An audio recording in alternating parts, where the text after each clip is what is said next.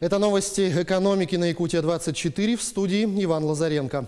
Счетная палата обратится в Генеральную прокуратуру. На этот раз ведомство Алексея Кудрина заинтересовалось использованием Минкультуры бюджетных средств, которые были направлены на сохранение культурно-исторического наследия в 2016-2018 годах.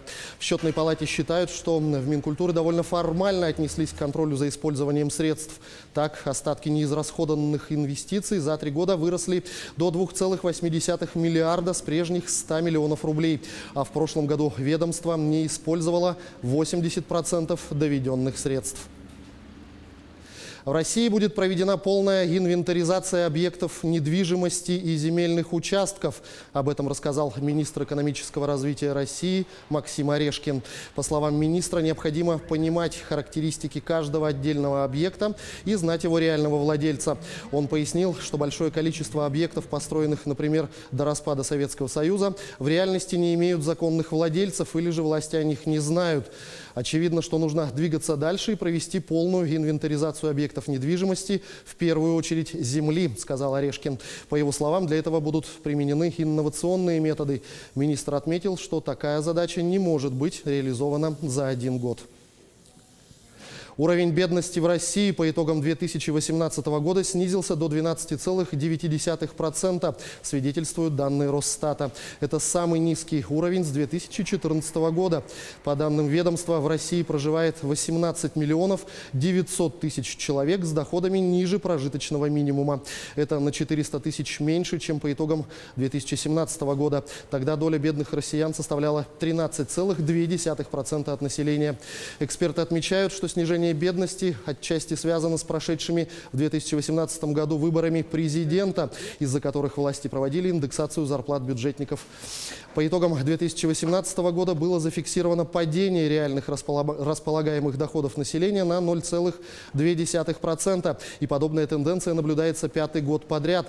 После этого Росстат принял решение засекретить и не публиковать данные о реальных располагаемых доходах населения. Министерство труда России намерено расширить список видов земельных участков, на которых за счет маткапитала можно построить или реконструировать дом. Как поясняют в ведомстве, сейчас можно построить дом с участием маткапитала только на земле для индивидуального жилищного строительства, если у семьи есть право собственности на нее, право постоянного пользования, пожизненного наследуемого владения, аренды или право безвозмездного пользования. Новый документ позволит тратить маткапитал на возведение дома на даче или на садовом участке. Сейчас законопроект проходит общественное обсуждение. Авиакомпания «Якутия» возобновит международные перелеты с выполнения рейсов в Сеул и Харбин, сообщил председатель правительства Якутии Владимир Солодов. Ранее сообщалось, что авиакомпания возобновит полеты по международным маршрутам, которые ограничены по решению Росавиации с конца прошлого года в течение 1-го квартала 2019 года. Как отметил Владимир Солодов, сейчас все проверки Росавиации пройдены. Ожидается финальное оформление разрешения на выполнение международных рейсов. Уже в начале апреля должны возобновиться международные полеты. В Якутии продлили действие пониженных ставок по упрощенной системе налогообложения. Льготой воспользуются налогоплательщики, выбравшие в качестве объекта налогообложения доходы, уменьшенные на величину расходов.